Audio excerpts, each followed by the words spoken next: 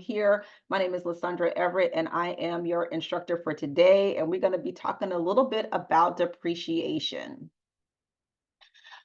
So if you have not met me before, I am the owner of Everett Tax Solutions, ETS Tax Relief, and ETS Tax Institute. Yes, I be busy. I've been an enrolled agent since 2017. I'm currently the president of the Virginia Society of Enrolled Agents. Those are my memberships and all of those things and all the other things that I do, momming, wifing, and all of those fabulous things outside of business. All right, so let's get started on the subject. Okay, so for our agenda, this is what we're going to go through. If you've never been in any of my classes, I always define exactly what we're talking about. So I always start out with the definition. We're going to talk about the requirements, the properties eligible for depreciation, factors that determine depreciation, depreciation methods, recovery periods, repairs and improvements, and we're going to talk a little bit about basis and adjusted basis. Okay, so what is depreciation exactly? So depreciation is an annual deduction that allows you to recover the cost or other basis over a certain number of years. So instead of you being able to take the entire cost of a piece of equipment or property in 1 year, it's spread out over time. So depreciation starts when you first use the property in your business or for the production of income. And just as an aside, depreciation can be found in Internal Revenue Code 168. So, when we have clients who are starting businesses and they go and buy all these things, they haven't done anything yet, and they wanted to, expense it because, I've spent this money. That's not always the case. And so we have to be able to explain that to the clients and say, yeah, I realize you went out and bought this rental property, and I realize you've done all these things, but if it's not available for use, then there's no deducting anything right now. Okay, so let's talk about the requirements for depreciation.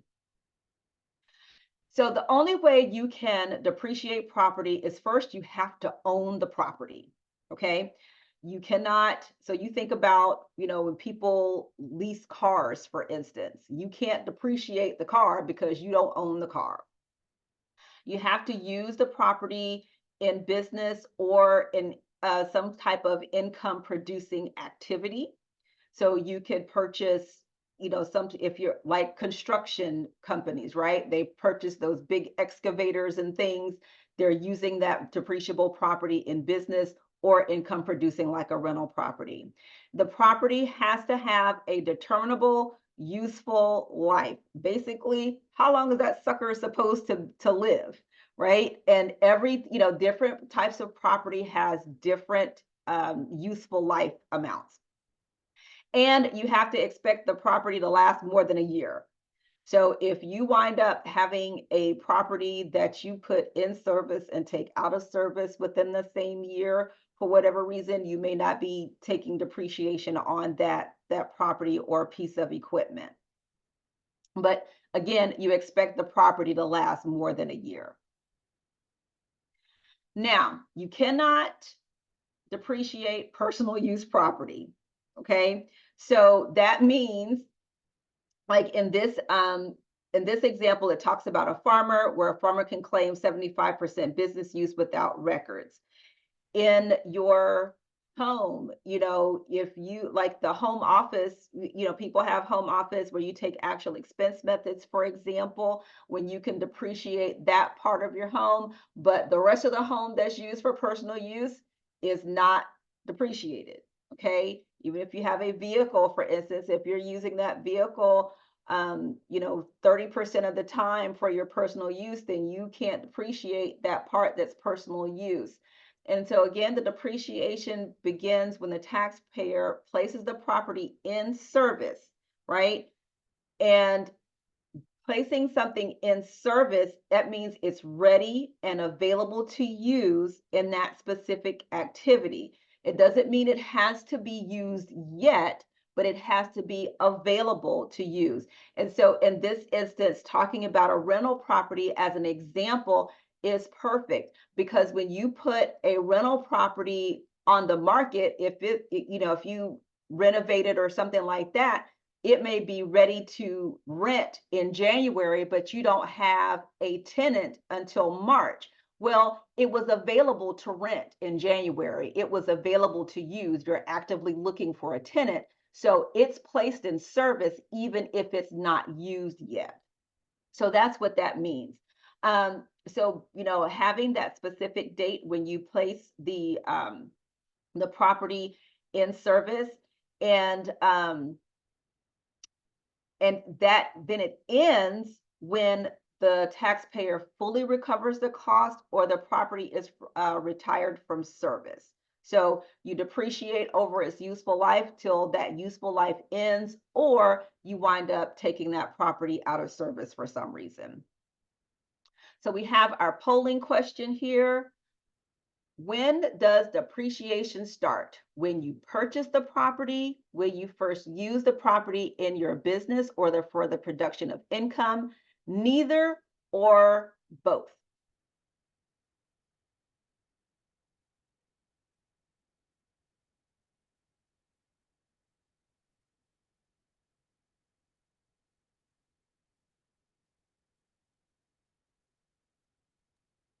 Oh, we got a mixture of everything. Okay, 75, 80%, 85%. Come on, who's the last three? Okay.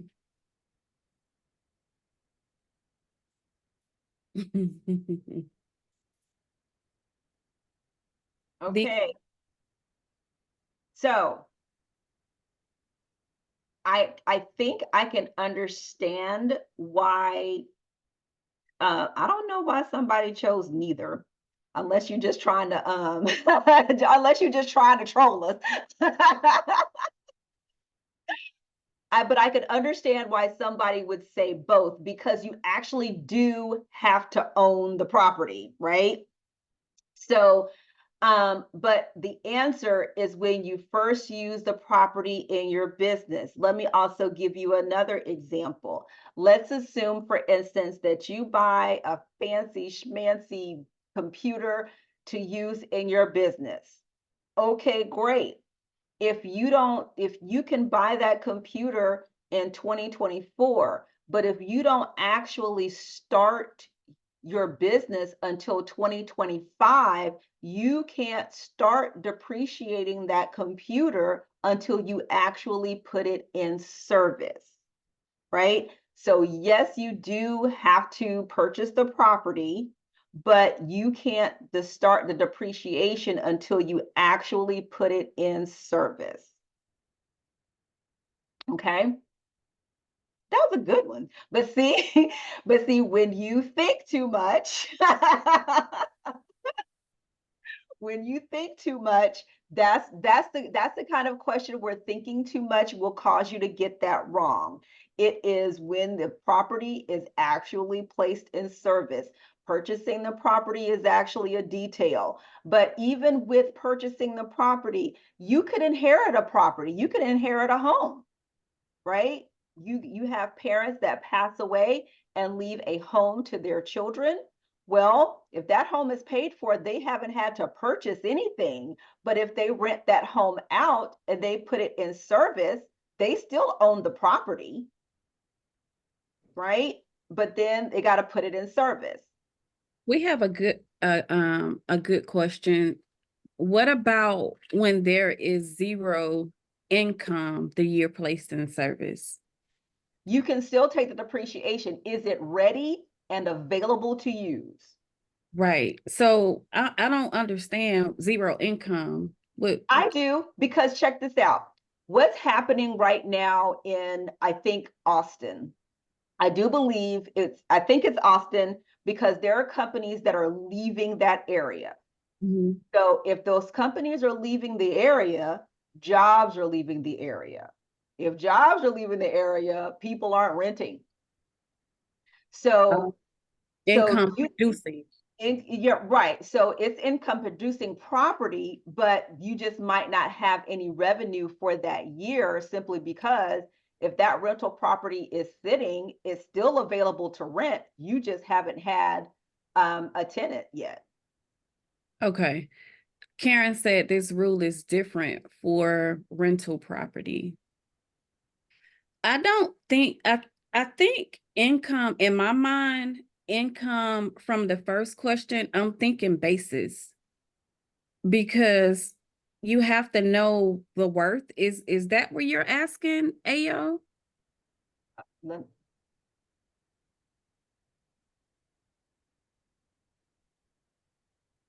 We'll pick back up on that Yes. Yeah. Okay, can you hear me? Yes. Okay, sorry. My question was based off of Mrs. Everett's example about the computer. Mhm.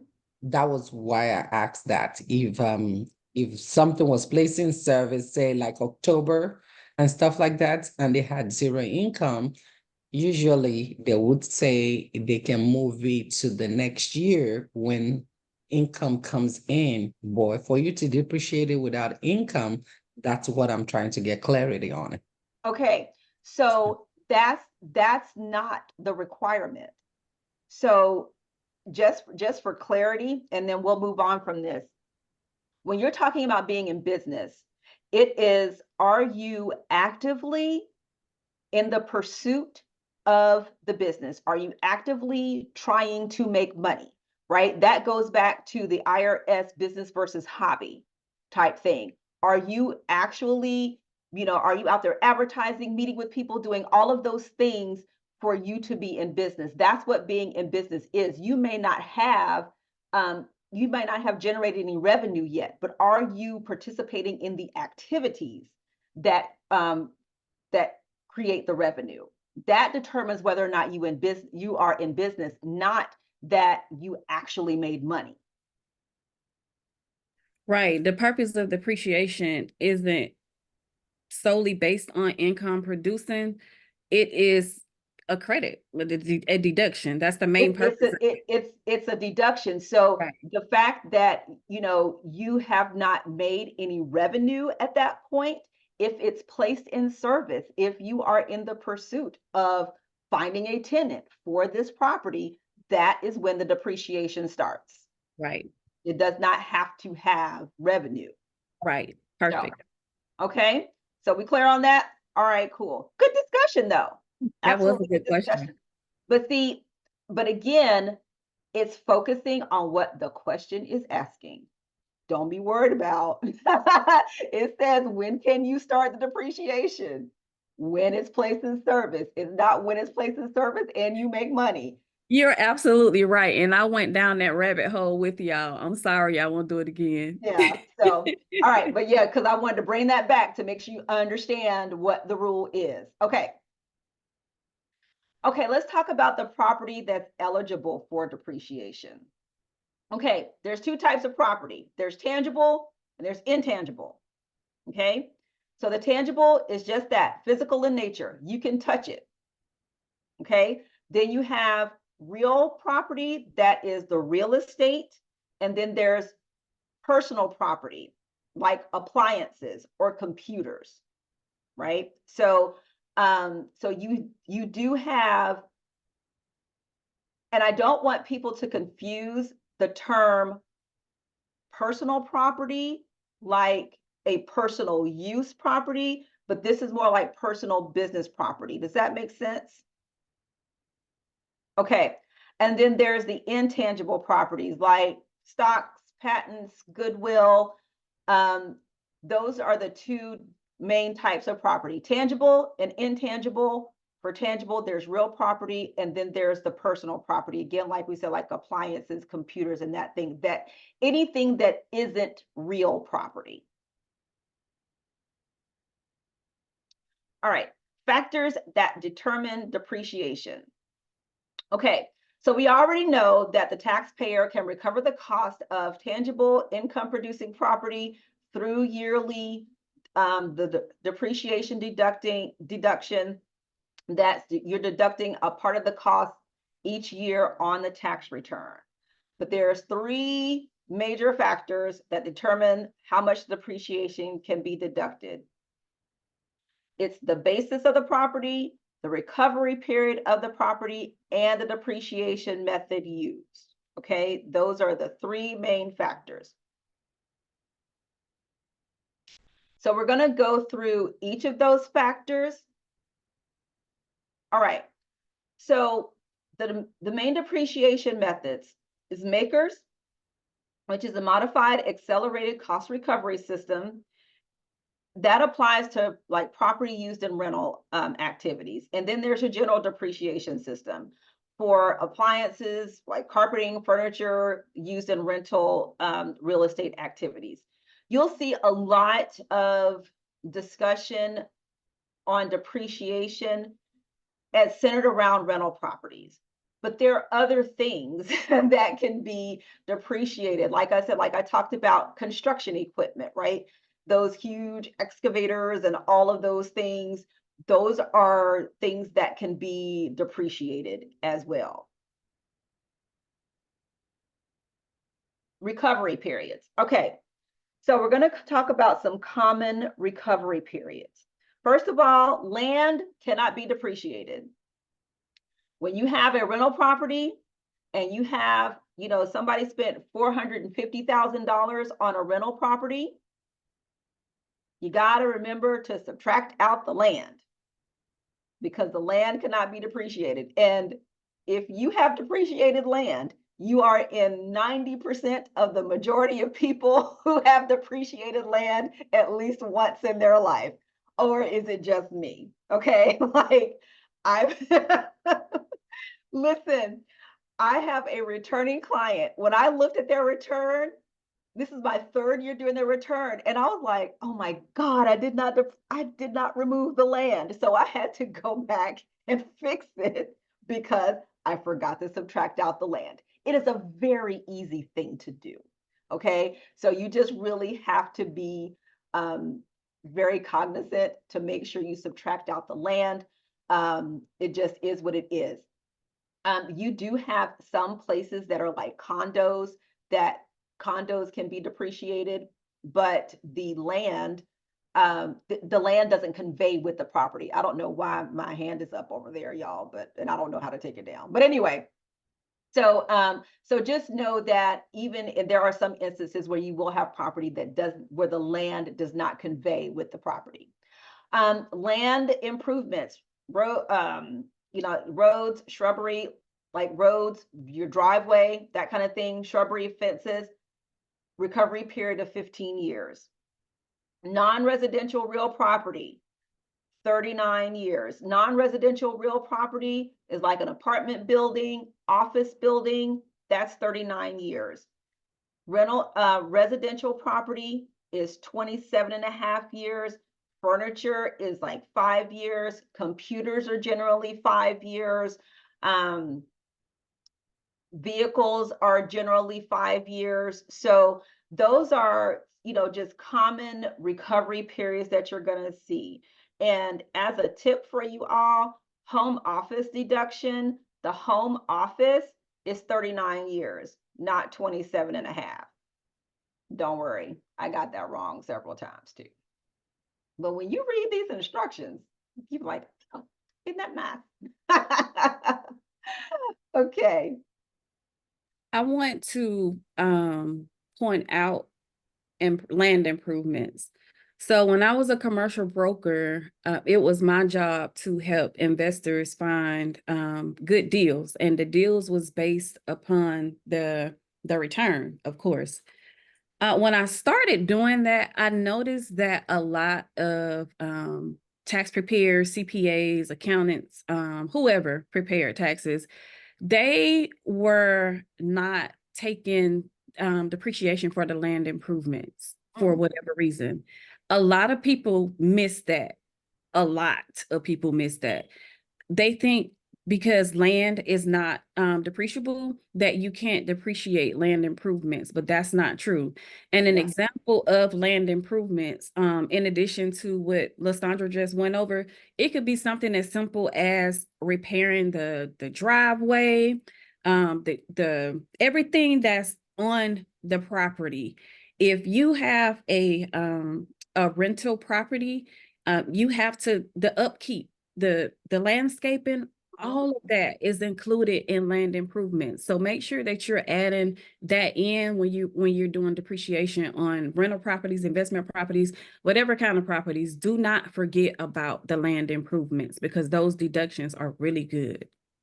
And you have to ask the questions, because sometimes people, and especially people who are managing their own property, they'll just say landscaping, and you could be thinking, oh, you're just paying somebody to cut the grass, when really they've had, shrubs put in, the mulch and all of that stuff. First of all, that can be very costly, like just right off the bat. But secondly, they don't necessarily think to tell you that because they're just putting some stuff in, right? So we have to ask those questions, and we have to think for our clients. Okay, Kenyatta raised her hand.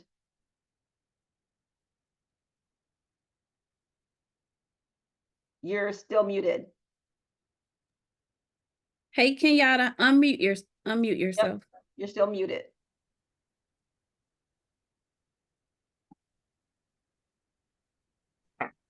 Okay. Okay, sorry, I couldn't There you unmute go. myself for some reason. So just so I can understand, because I have a couple of clients who have rental properties and they take care of the landscaping themselves, such as more than cutting the grass, making sure the flower beds are straight. And I never knew that you can actually depreciate the land improvement. So just so I can understand, they're not just taking a deduction of business expense for cutting the grass or fixing something on the driveway or around the house. I can actually depreciate the land for land improvement. The land improvements, not the land itself.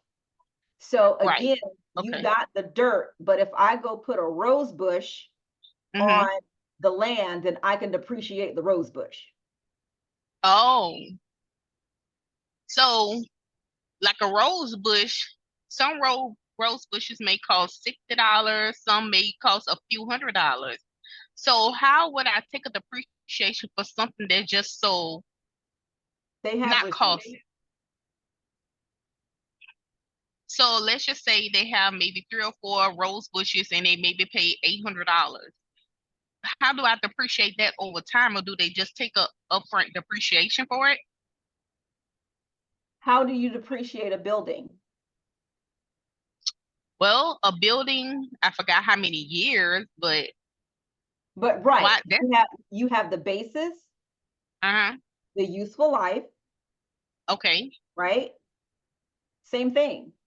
Even if it is just a rose bush, you have the basis, you have the useful life. Okay. It's the same process. Oh, I guess Now, the cost being that it was not a whole lot was throwing me off. I'm like, is it really worth it? yeah, so I think, in the context of just like a single family home, it may be you wind up expensing the rose bush, okay? It's $60. But when you think about people owning multi-unit apartment buildings, and they got to beautify like the whole grounds, that's not going to be a $60 expense. Right. Right. Okay. I understand it better. Thank you. Yeah. So the thing to take away here again is just knowing the rule, right? That's what it is. It's knowing the rule, and knowing that, yep, you've got, everyday people that have 1 or 2 little rental properties. I say little compared to, these corporations that have, multiple apartment complexes that they own, and and take care of those things. So I hope that makes sense. Rashonda, you have a question? Um, You're breaking up. Oh, is it still breaking up? Nope, you're good. Okay, so my question is, with depreciation, if someone have equipment like their landscaper and they have equipment that we put in like a previous year, but the next year come around, do I need to do any update to that, or is just going once I set the depreciation for that 1 year, it'll automatically continue on Let each me year? let me Yeah. put a stop to this. Yeah. So we're asking questions, we're asking client related questions. That's not going to be on the exam. We all have to remember to stick to the 4 walls of the questions. We're not going over anything outside of what's going to be on the EA exam today. Oh, Yeah. okay. Okay. Yeah. If you No join problem. us in Vegas, then we are going to do a really deep dive. But right now, we're only sticking to what's on the EA exam. That's what a Right. lot of people are here for. Ah, So I want to okay. be respectful of everybody's time. Yeah. Yeah. And so again, it's knowing the rule. Even if it may not make sense in your particular case, you got to know the rule. That's what the EA exam really is all about. Do you know the rules? That's what it is. Okay. Okay, so we're going to get through this so we can get through this in like you said, be done on time. Okay, so repairs and improvements. Okay, so modifications to a property usually falls into repairs or improvements. And the difference is improvements generally must be capitalized and repairs are generally deductible. Okay, and you'll notice that in tax law, the word generally is thrown around a lot because every now and again there is an exception to the rule. But our job is just to know the rules. Okay. So an improvement is an addition or a partial replacement of the property that is a betterment to the property, restores the property, or adapts it to a new or different use. So each improvement is a separate depreciable property. So just like we were talking about with the rental property, you got some dirt, you got a residence on it or some type of building on it. Then you put the shrubs in, that's a depreciable thing. Then you go and add a driveway. That is a separate depreciable thing. Oh, then we go get some solar panels put in. That's a separate improvement for a depreciable property. So that's what that means. Repairs are necessary to maintain the property's condition. So you got an HVAC that goes out. Okay, we might need a new compressor.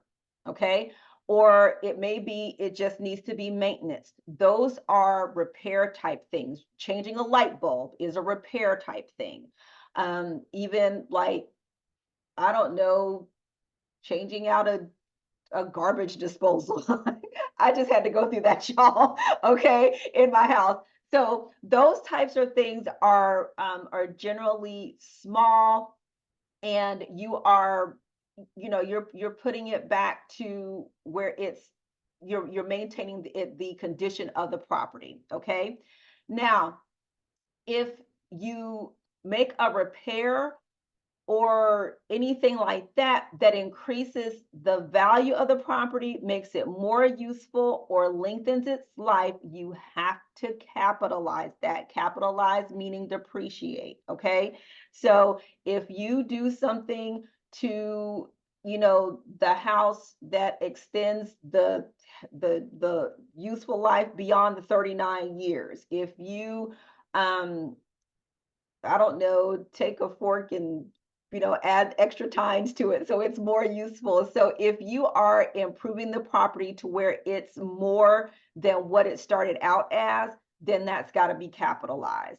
And, even if that useful life might be 5 years, it's still got to be capitalized. Okay, I saved basis for last because basis will get you every single time. Okay.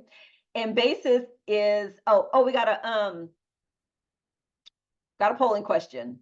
The Adams and Baker partnership bought James's B&B restaurant, which was located in an exclusive section of town. Hey, exclusive. The goodwill associated with the purchase of this business was valued at $60,000.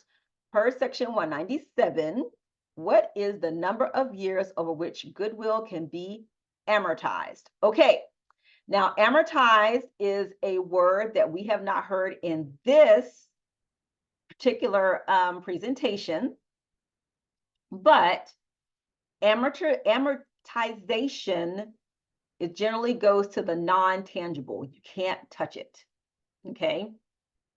That's how I keep them separate.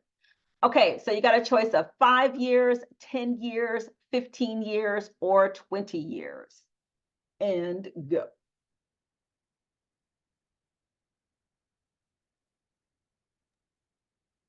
I am seeing answers on all 5, 10, 15, and 20.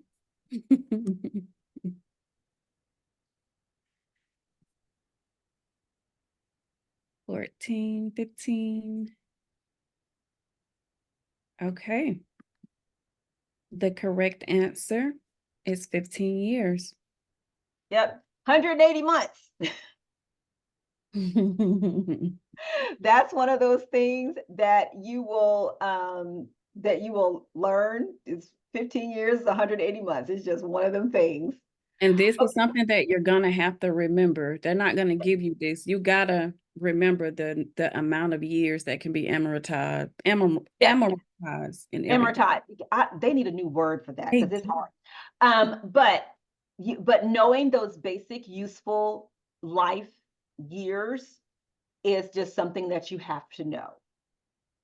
There's no easy way. Generally, when you're amortizing something like startup expenses, for instance, you get $5,000 and then the rest is amortized over 180 months, which is 15 years.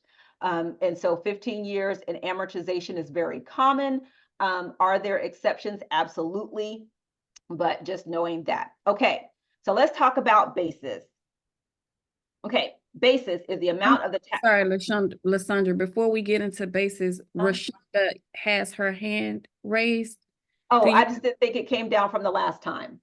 Oh, maybe that was the case. Do you have? Rashonda, yeah, I was getting ready to ask you a question. Okay, it probably was from last time. Okay, I see John Saylor. Yeah, where can we go to print out these slides for the presentation? The slides will be given in Vegas. In Vegas? Yes. Thank you. You're welcome. Okay, I think that is it. And I will also say one of the things about when I do presentations, and I only speak for me because I'm only me. I generally try to rearrange the information to me so it's progressive. Because I think sometimes in the book it seemed kind of scattered to me. So that's just something that helps my learning. And I usually save the toughest part for last, which is the basis.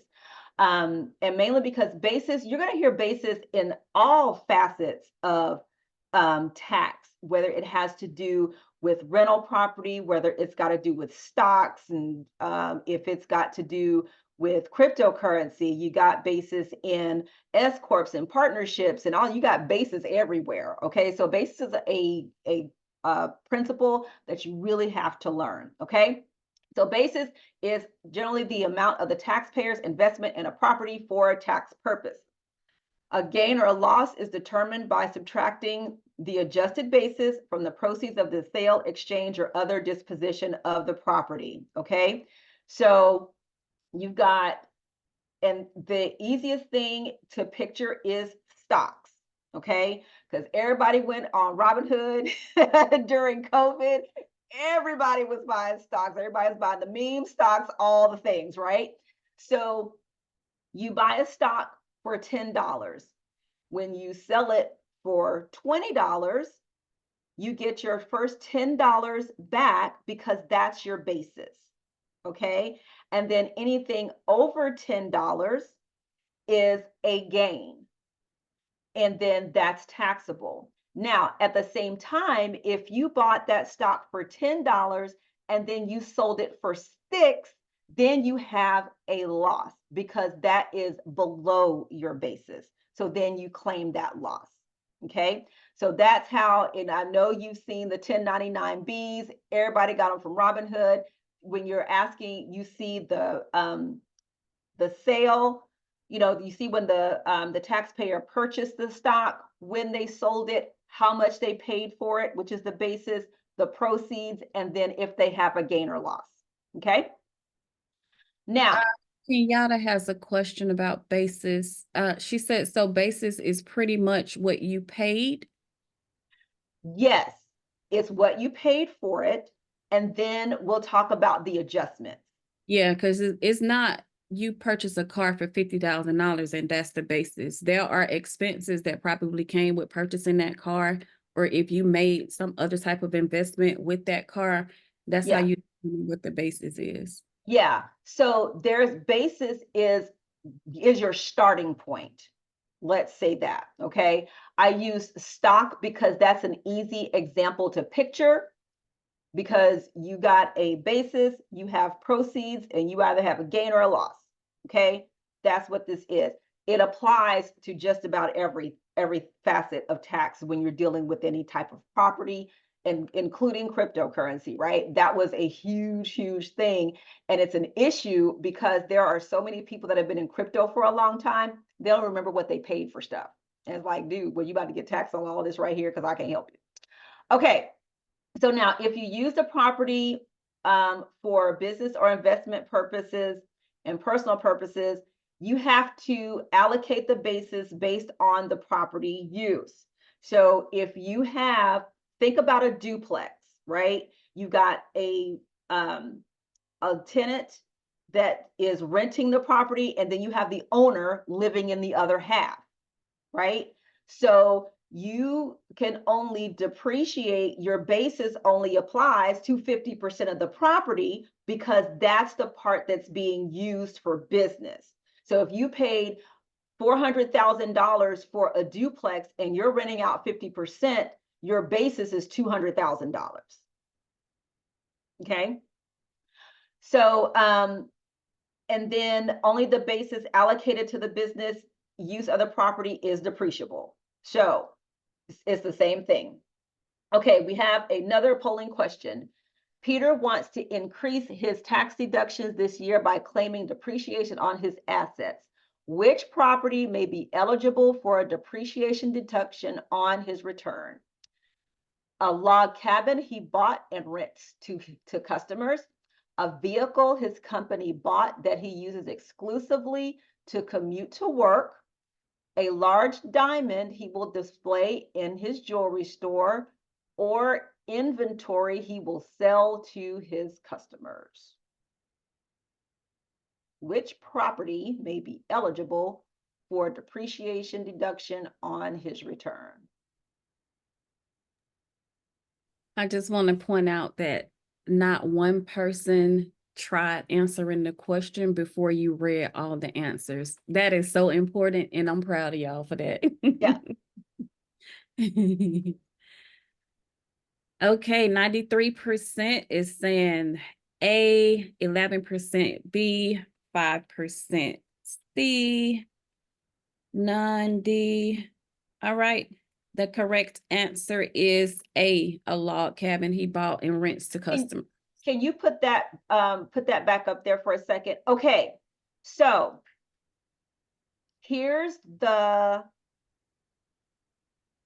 thing about this question, because it is confusing. Peter wants to increase his tax deduction by claiming depreciation. Okay, great. So Peter bought the log cabin and rents it to his customers, depreciable. A vehicle his company bought that he exclusively uses to commute to work. Okay, so now a vehicle his company uses, it doesn't mean that Peter owns the company. Somebody else can own the company and bought Peter a car. Okay. The other thing is, with a car, commuting is not business. So that's why that's wrong. A large diamond he will display in his jewelry store. Well, he's gonna sell that, so that's not gonna depreciate. And inventory he will sell to his customers. Nobody picked inventory. I am really glad. Okay, but the thing that I want you to notice here is for people that chose the vehicle, it again, even if Peter owned the company, commuting from his home to work, that's not business use. Okay, because that's what it says. He uses exclusively to commute from home to work. That's not business use. Okay, so I just wanted to go through that. All right, cool. You got to read the question. Okay, so, all right, we already went through this slide. Okay, cost basis. Okay, so this is what Melinda was talking about when there can be other things within that basis. So you've got commissions, you've got sales tax and freight testing, you got legal fees, excise taxes, recording fees, real estate taxes. So there can be other things that go into or be added to that purchase price. It just depends on like, so like for instance, with the car, you go buy a car and it's $25,000, but by the time you leave, you spent 40, right? Because you had to add all the other taxes, licenses, and all those other things to the price.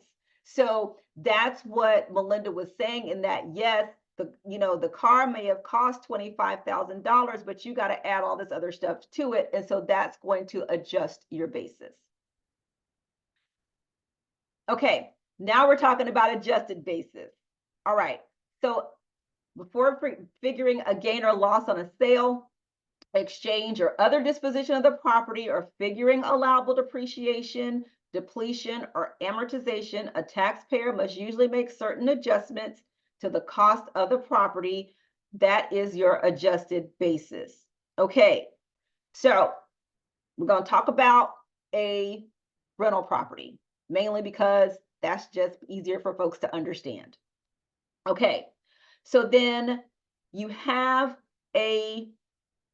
purchase a rental property, and then you add a deck onto it, right? So you bought the house for $400,000 and you added a $20,000 deck. Well, now you've increased your basis by $20,000. And so this is why we advise our clients, when you make repairs or you make improvements or you even have to replace a screw, that you keep all of that, because all of those things can impact your basis, adjust your basis up or down. We usually like to adjust up because, when you're talking about, and especially on the personal side, right? When we're trying to figure that exclusion for your personal residence, you're trying to make sure that a adjusted basis is right, because you want to make sure that exclusion meets that, you want to try to stay within that exclusion or reduce what that gain is overall, so that they're not paying taxes on where they need to pay, or where they, or you know what I'm trying to say. Whoa, it's a lot. Okay, so increase the basis of any property by all items properly added to a capital account. You're talking about capital improvements, assessments for local improvements, or during a casualty event, repairs that restore the property to its pre-casualty condition. So assessments for local improvements. So if you're in a neighborhood and it doesn't have a sidewalk, and then they go and add a sidewalk, they're usually going to assess that cost to everybody on that street. And so that's not something that you deduct as an expense. You then add that basis to your home. Okay, we already talked about improvements. Casualty events, we should know, if nothing else, you should be reading up on casualty stuff, because you got so many natural disasters that are happening, in this United States right now. You should be reading up on that anyway. Okay, so you decrease the basis of a property by all items that represent a return of capital for the period during which the taxpayer held the property. So you have non-taxable corporate distributions. You also have casualty and theft losses that also decrease your basis. And this is for stuff that's not covered by insurance. Okay, now we have another polling question. Under makers, the cost of depreciable property is recovered using the applicable depreciation method, applicable recovery period, applicable convention, all of the above.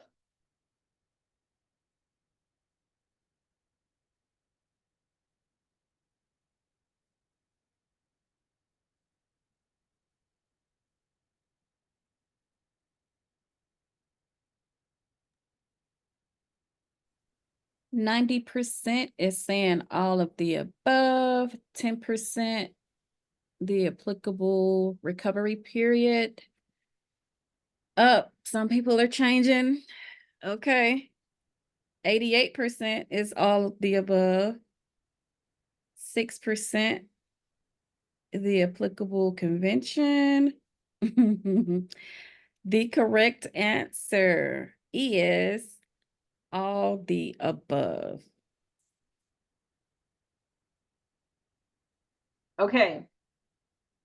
So it is what it is. Applicable convention is the depreciation method, right? So, yeah. All right. Okay, so adjusted basis. So we are running short on time here. So the main takeaway from this slide is in the first paragraph, the basis of a taxpayer's qualifying business property will be decreased by any Section 179 deductions taken and the depreciation deducted or could have deducted. Okay, so you have a lot of folks that have rental properties and say, I don't want to take depreciation. Like, you don't have to, but you're still going to have to pay tax on that recovery because you could have deducted it. So you might as well go ahead and take your whole depreciation. Okay, but that's the thing here. Easements is generally treated the same as proceeds from the sale of an interest in real property. Reduce the basis by the amount received. Easements have been a big topic of discussion in the tax courts over the last couple of years. And then tax credits. Tax credits, like all these people that are getting solar credits right now, like those credits are real cool, but that also reduces the basis of the property when you get tax credits, okay? All right, so we've asked questions along the way. We got 6 minutes. Dougie Fresh, you're on. Okay, sorry, had a moment. Okay, so let's talk about the boot camp coming up June 11th through the 13th in Las Vegas. Okay, so it's gonna be fabulous. We already found out, because Melinda knows all the tea, it's gonna be fight weekend. It's already gonna be lit in Vegas, but we are also going to be there to learn and to really help you clear up any questions and confusions you have about any topics. Here's all the fabulous views that are going to be there. I have not stayed in this hotel yet, so I am super excited because, like I told y'all before, when we was in Vegas the last time, Melinda ditched us at the hotel where the conference was, and she was over here getting her life. She didn't even invite nobody, y'all, but okay, just saying. I ain't gonna hold it against her forever, but at least through this next one. Okay, so what's included in the boot camp? So first of all, your review materials. I think people that have already paid for their stuff, their stuff has been sent to them or is on the way, Melinda. Yep. So you have the online course for all 3 parts of the EA exam available until you pass. You've got the study guide, you've got the video lectures, and you have the review questions with the detailed explanations. And this, to me, is the most important part of the materials, because with the review questions, if you get them wrong, you'll know why you got it wrong, so you can learn from the mistake. Okay, you have the advanced learning tools, you got the study anywhere, the mobile, tablet friendly, because listen, watching these videos or listening to these videos while you're doing other things like cooking, sweeping the floor, walking, you can get that learning in. Love that. And then the side-by-side split view.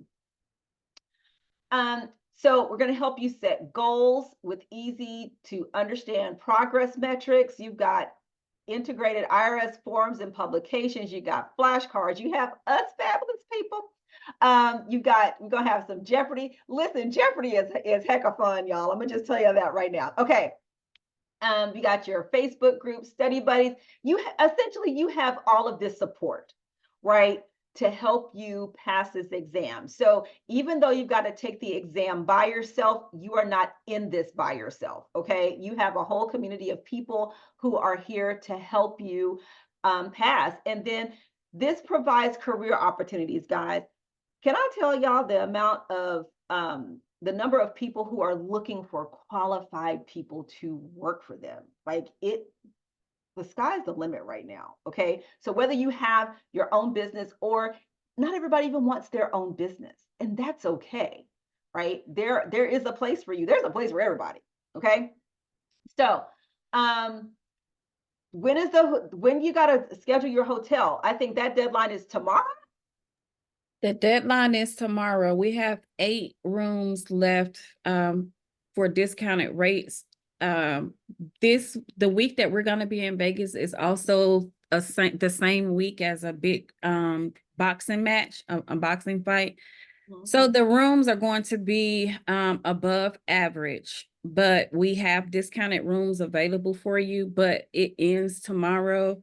We got an extension. This is the last extension. So if you don't get your hotel rooms by tomorrow, you will have to pay full price. If you don't register for the boot camp by midnight tomorrow, you'll have to pay full price. Okay, you have heard it here. All right, so total investment is $19.95 and it's tax deductible. Okay, so make sure you get registered. If you're in the group, all the links are in the group. Okay, so just go in there and scan. And if you don't see something right off, just tag one of us and we'll help you get that. Okay, so that's it, you guys. So I am super excited. Orientation is coming up soon. So if you plan to have your face in the plate, you can't wait. Don't wait. I also forgot to mention, if you've already registered, we can't send you your study materials until you complete the welcome form. Make sure when you complete that form, you include the address where you want your study materials mailed to. Otherwise, the only thing you will get for now is your login for the platform to use. So if you want your books and other things before Vegas, make sure you complete that form. We have some that's going out today. So if you want your materials to go out today with the other people, make sure you complete that form by 3 p.m. today. Okay, well, that is it for us. It is 1 o'clock on the dot. Somebody asked, can I get the EA fast forward without registering for Vegas? Are you asking, can you register I guess for get the books? Is that what you mean? Just get the materials?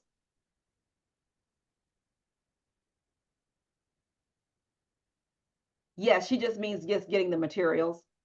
So the boot camp is going to be recorded and possibly held live virtually. So if you can't attend in person, you can attend online, or you can purchase the replay.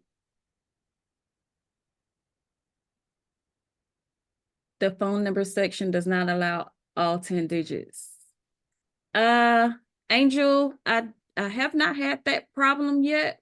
Are you entering dashes with the numbers? Has anybody else had a issue with the input of your phone numbers? Who's on? Kenyatta, did you have that issue? Did it allow you to put in all 10 digits of your phone number?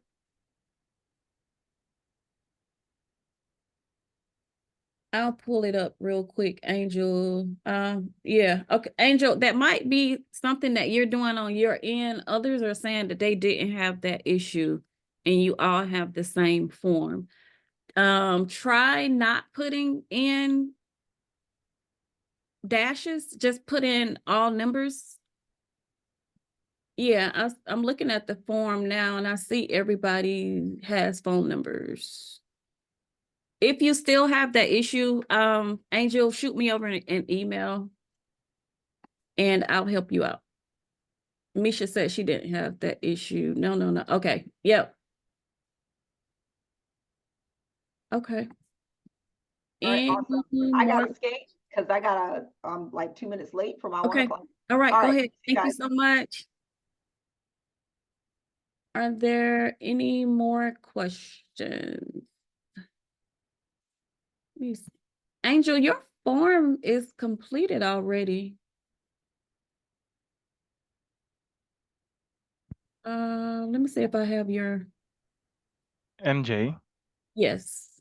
I just checked the form. I just noticed that some of them just entered 9 digits as well for the phone number. 1, So 2, 5, 6, 7, 8, 9.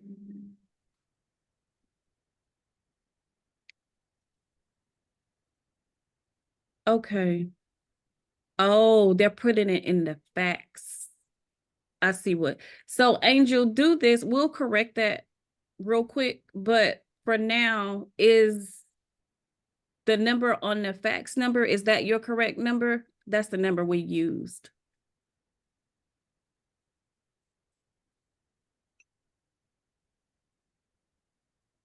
Let me complete that now.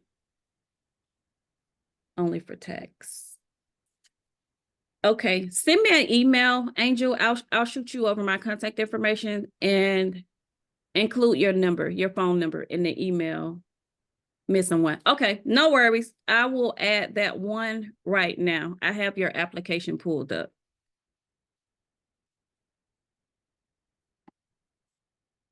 Okay, any more questions from anyone else?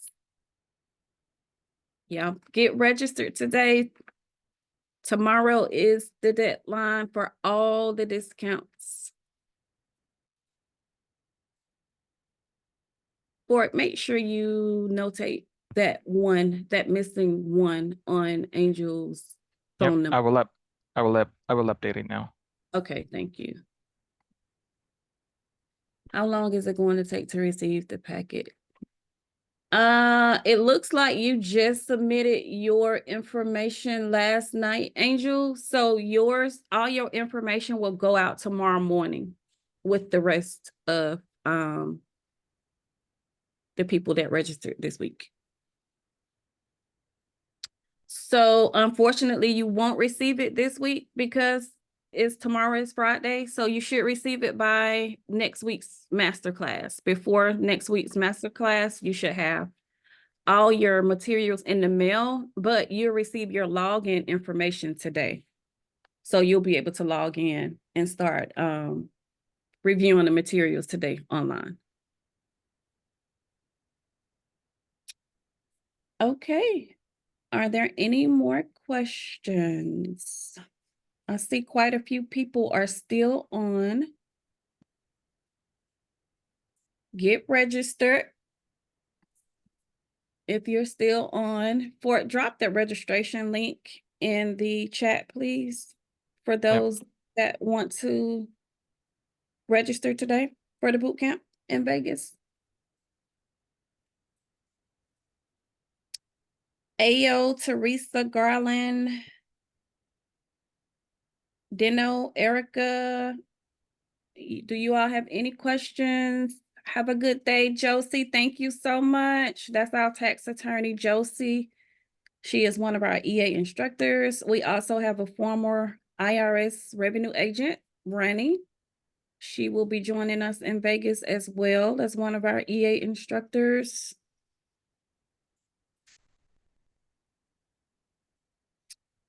Okay, well, if we don't have any more questions, Fort has dropped the link in the chat for those that are wanting to secure their seat in Las Vegas.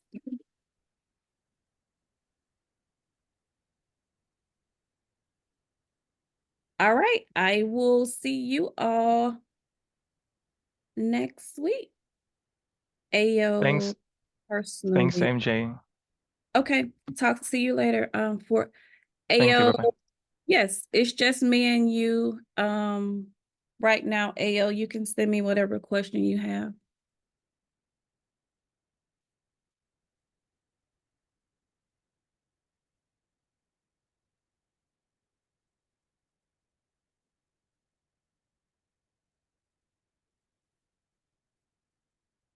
You have any more questions? Erica, Dunn, you two are still on.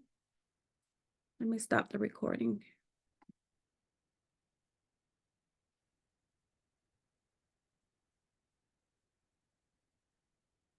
Hey, Erica, what question do you have, love?